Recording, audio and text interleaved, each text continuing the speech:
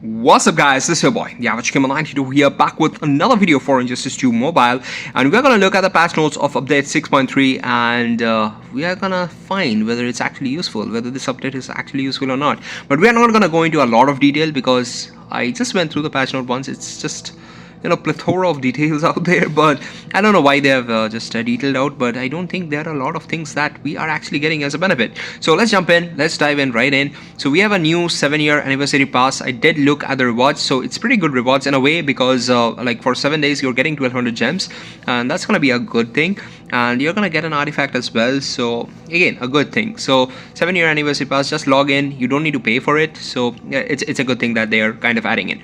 Quality of life improvements, bug fixes and optimizations, that's what they have. And what I could see from going into it, like they have plethora of league invasion improvements, so they're basically trying to improve league invasions a lot, but I don't think it's working because I think players are still not playing League Invasion to that extent as they kind of want it to be, because I think they are gonna be able to make some money if people are playing more League Invasions. I think that's the idea that they have, but the customers over here are not actually going for League Invasions. That's what I believe. So anyways guys, let's look at the quality of life improvements. Daily login calendars, random shards have been replaced by prismatic shards. This is a good thing.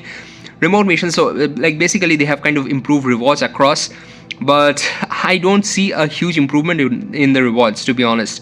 The only good thing that I can relate over here is the request shards. Increase the amount of shards that can be requested from 10 to 30.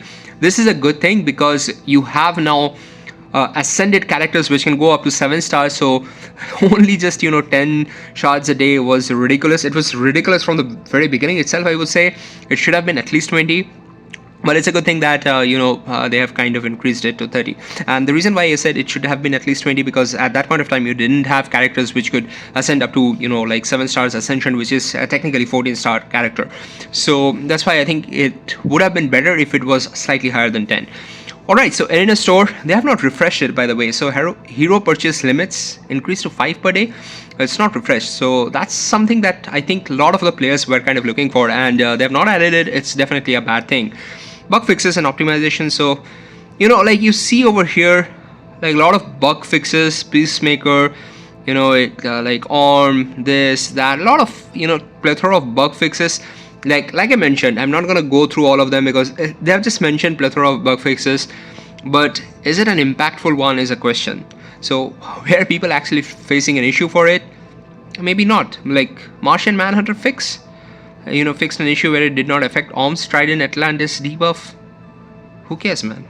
Nobody cares about it. Nobody cares about Martian Manhunter in the first place. They wanted the character, like there was a poll, I think few years back, maybe 3 to 4 years back, that it was kind of required, but nobody cares about it right now. Alright, so let's look at Scorpion over here. Again, fixed. The fix nobody cares about. League Invasion, look at the fixes, guys. A lot of fixes. Let's look at a few of them. The final season rewards added guaranteed legendary hero shards rewards as a part of the hero chest rewards. It's a good thing. It kind of varies, but it's kind of eliminating gold cards, and that's a good thing, which kind of gives an incentive to play League Invasion, in a way. Alright, also get a second reward of random hero shards based on the placement rank. So they have improved the rewards significantly, I would say, but then again, would it be enough incentive for players to kind of play the game? Alright, let's look at the base supply. Investment costs has been rebalanced. I think they have been reduced, I believe, for lower ranks. I didn't have a check, to be honest, but I believe they have been reduced. League battles, attack phase. A maximum number of league battles per day has been lowered from 4 to 2. That's bad, guys. As it is, the players are not playing and you have reduced it to 2. It's gonna give them more incentive not to play the game. That's what I believe. Alright.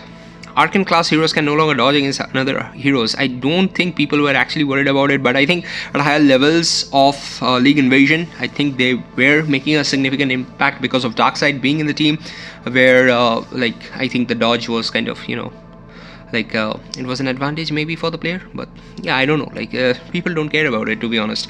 Bug fixes, league battles fixed an issue with simultaneous outpost attacks.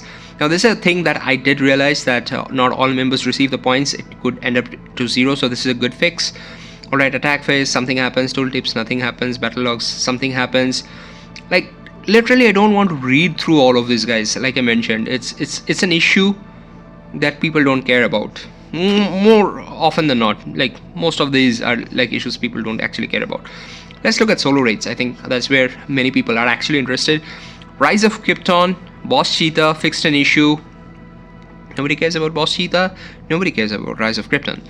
Let's look at Kingdom of Madness. This is a relatively newer solo raid, so I think fixing issues here would be actually good. Fixed an issue where successful special did not reduce shield points. Last of the Joker.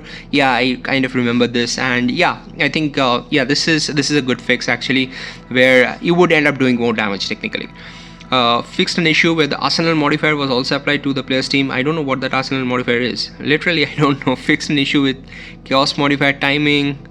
Fixed an issue with, like, they fixed issues. They're not described here, so you have to kind of go back and start remembering what those issues are, and that's another issue over here. Let's look at Realm Clash.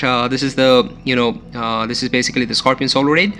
Again, fixed an issue where he applied a burn effect from his modifier when he performed his super move. Was it there? I think this was not working in the first place. Like Black Manta was not working. It was kind of disabling the passives. So they fixed it in the previous update, and now they're trying to fix it again. So I think we are gonna have some new bugs again on Black Manta. That's what I believe. Let's look at the next one. Tier 3 sub boss, the Reverse Flash, fixed an issue where his name was the Flash.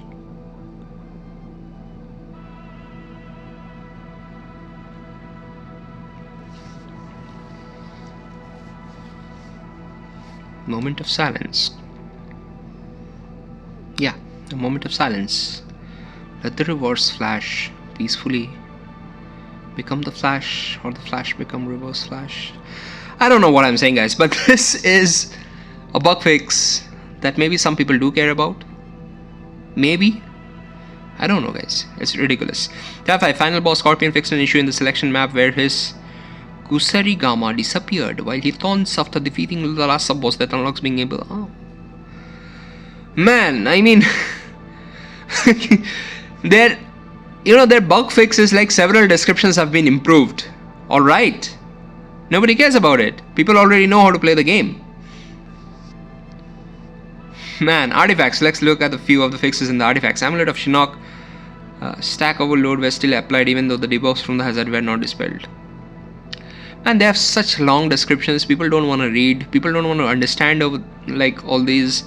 It's ridiculous. Like, it's just my rant, guys. It's technically, like, after seeing this, it's just a rant. This is a good visual improvement, by the way. Like, the critical attack damage now correctly displays as 500%. So basically what was happening is, like, if you ascend a tech character and you keep on improving the class passive of the tech character, it would not reflect in the total critical attack damage. It would cap out at 300%, but right now it's kind of displaying as 500%, which kind of makes things a bit easier for you to kind of re-roll the talents on the gears as well as like in the talents itself.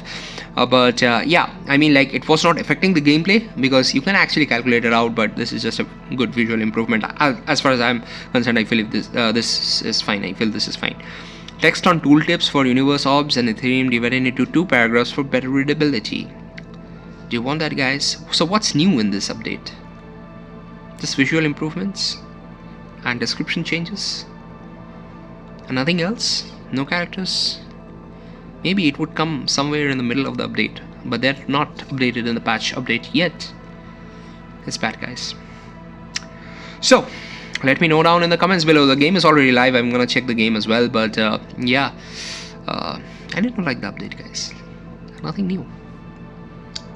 What are your take, guys? Just let me know down in the comments below and we can have a discussion later on. Thanks again for watching this video, guys. Hit the like button, hit the subscribe button if you haven't done already. That's your boy, the Average Gamer 9 over here, signing off. You guys take care, and I'm gonna see you in the next one. Peace.